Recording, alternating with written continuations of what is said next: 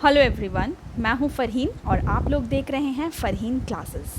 आज के इस वीडियो में जानेंगे हम लोग प्लाज्मा थेरेपी के बारे में, जो काफ़ी चर्चे में है कोविड-19 के ट्रीटमेंट को लेकर। अगर आपको ये वीडियो पसंद आए तो इसे ज़रूर लाइक और शेयर कीजिएगा और साथ ही इस यूट्यूब चैनल फ़रहीन क्लासेस को भी सब्सक्राइब कर लीजिए। तो चलिए स्टार्ट करते हैं ये वीडियो। सबसे पहले ये हम लोग जानते ही हैं कि कोविड-19 ये जो एक नई बीमारी उभर कर सामने आई है, इसका अब तक कोई भी क्योर या ट्रीटमेंट डिस्कवर नहीं हो पाया है। फूड एंड ड्रग एडमिनिस्ट्रेशन जो यूएस की एक ऑर्गेनाइजेशन है, जिसका ये मानना है कि ये एक plasma therapy, convalescent plasma therapy, ये काफ़ी कारगर था उन सारे बीमारियों पे जो कोविड से पहले आई है, जैसे कि सार्स, MERS, ठीक है। और कोविड-19 को देखा जा रहा है कि ये काफ़ी, इसका जो सिम्टम्स है काफ़ी सिमिलर है सार्स कोव से। तो ये उम्मीद की जा रही है कि ये कॉन्वलेसेंट प्लाज्मा थेरेपी जो इफ़ेक्टिव था इससे पहले वाले वायरस पर, हो सकता है कि ये कॉन्वलेसेंट प्लाज्मा थेरेपी ये इफ़ेक्टिव हो जाए कोविड-19 के पेशेंट्स पर, ठीक है। तो अब ये plasma therapy, convalescent plasma therapy है क्या, किस तरह से काम करता है, इसके बारे में जानेंगे हम लोग आगे।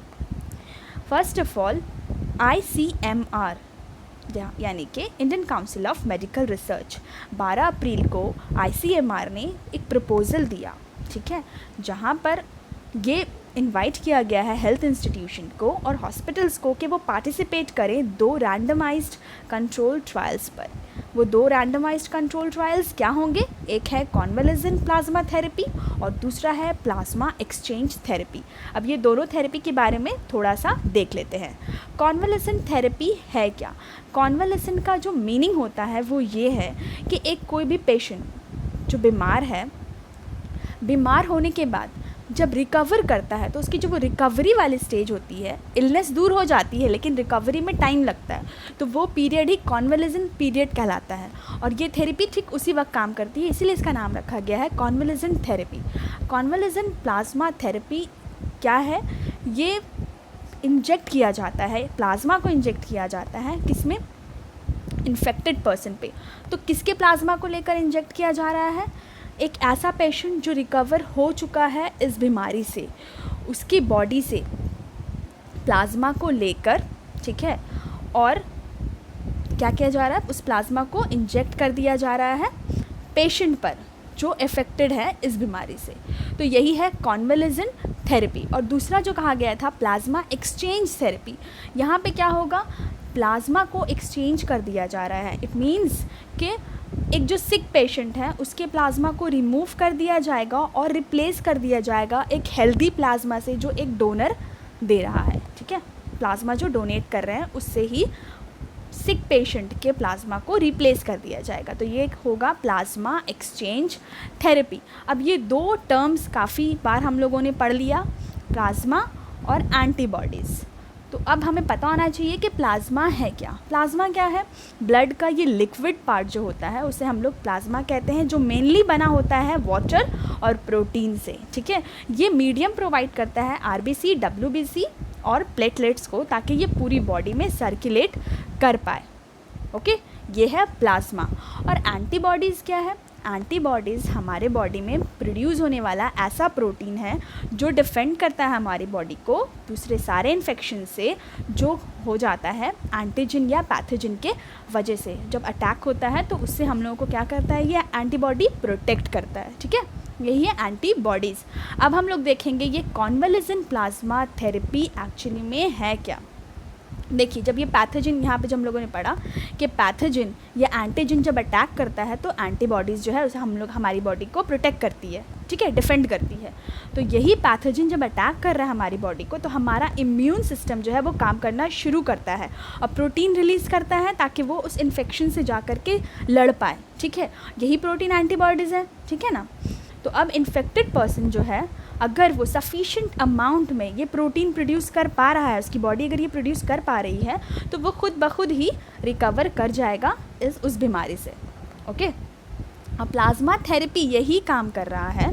प्लाज्मा थेरेपी में क्या हो रहा है? एक सिक पेशेंट को जो बीमार हैं उनके अंदर एक हेल्दी प्लाज्मा को डाला जा रहा है ताकि उनकी बॉडी वो एंटीबॉडी को प्रोड्यूस कर पाए और उस एंटीजन के अटैक से ख़ुद को बचा पाए।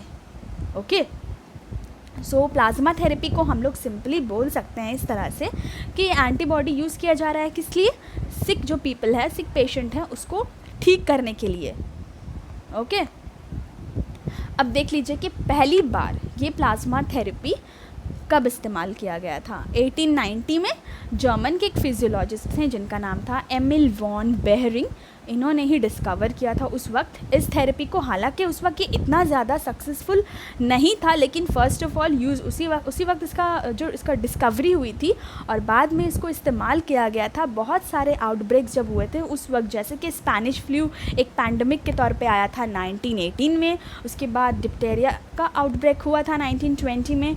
इन सारे प्रॉब्लम्स और इन सारी डिजीज़ से बचने के लिए इस प्लाज्मा थेरेपी का इस्तेमाल किया गया था। हालांकि उस वक्त इतना ज़्यादा इफ़ेक्टिव नहीं था, कुछ बहुत सारे साइड इफ़ेक्ट्स हैं उसके, लेकिन इस्तेमाल जो है इसका शुरू हो चुका था। रिसेंटली यूज़ कब हुआ है ये प्लाज्मा थेरेपी? रिसेंटली इसे यूज़ किया गया है एबोला वायरस के आउटब्रेक के टाइम। ओके, अब क्या हो गया है, अब चूँकि बहुत ही अच्छा इसका मेथड सामने आ गया है, काफ़ी अच्छा इम्प्रूव एक्सट्रैक्शन और स्क्रीनिंग टेक्निक सामने है, तो इसलिए ज़्यादा सेफ़ और ज़्यादा इफ़ेक्टिव है पहले के बनस्पत। ये काम किस तरह से कर रही है ये शॉर्ट में देख लीजिए, ये प्लाज्मा थेरेपी किस तरह से काम करती है। ठीक है, ये क्या टेक्निक है? ब्लड को इजेक्ट किया जाता है रिकवर्ड पेशेंट से। कौन से रिकवर्ड पेशेंट? कोविड-19 से, मान लीजिए जो ऐसे पेशेंट जो कोविड-19 से इफ़ेक्टेड थे पर अब वो रिकवर कर चुके हैं, तो उनके ब्लड से इजेक्ट किया जाएगा और वो इजेक्ट किया हुआ ब्लड, उसमें से सेरम को सेपरेट करके वायरस को न्यूट्रलाइज करके एंटीबॉडीज़ को दिया जाएगा। वो रिच सेरम जो है, जो एंटीबॉडीज से भरा हुआ सेरम, उसको क्या किया जाएगा, एडमिनिस्टर किया जाएगा या फिर डाला जाएगा कोविड-19 के पेशेंट पर। ठीक है, इसी तरह से इस थेरेपी का काम होगा। तो अब ये सवाल भी सामने आता है कि क्या ये वाकई में इतना इफ़ेक्टिव होगा? तो रिसर्चर्स ने जब रिसर्च किया तो ये भी बात सामने आई कि ये थेरेपी इतनी सिंपल है नहीं। ठीक है, क्योंकि एक रिकवर्ड पेशेंट की बॉडी से प्लाज्मा को निकालना सिग्निफिकेंट अमाउंट में ये बहुत ही मुश्किल काम है। ओके, क्योंकि कोविड-19 जो बीमारी सामने आई है, अभी देखा जा रहा है कि ज़्यादातर ये इफ़ेक्ट कर रहा है एज्ड पर्सन को। ओके, तो इसलिए जब एज्ड पर्सन है तो उनको ऑलरेडी बहुत सारी प्रॉब्लम्स हैं ही, जैसे कि हाइपरटेंशन का, डायबिटीज़ की प्रॉब्लम है, तो वो जो ये सारे प्रॉब्लम्स ऑलरेडी जिसको है, तो उनका ब्लड या उनका प्लाज्मा को लेकर तो इस्तेमाल नहीं किया जा सकता। ये काफ़ी सिंपल बात है, तो इसीलिए इसके इफ़ेक्टिवनेस पर भी सवाल बना हुआ है।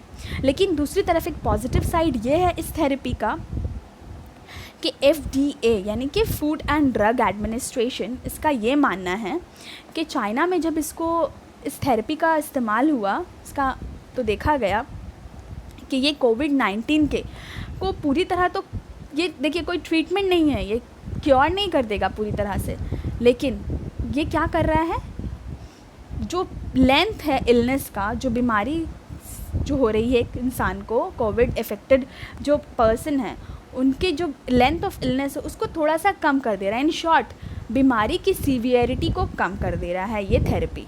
ठीक है, तो चाइना में देखा गया कि काफ़ी इफ़ेक्टिव था ये इलनेस के लेंथ को कम करने में, यानी उसकी सीवियरिटी को कम करने में।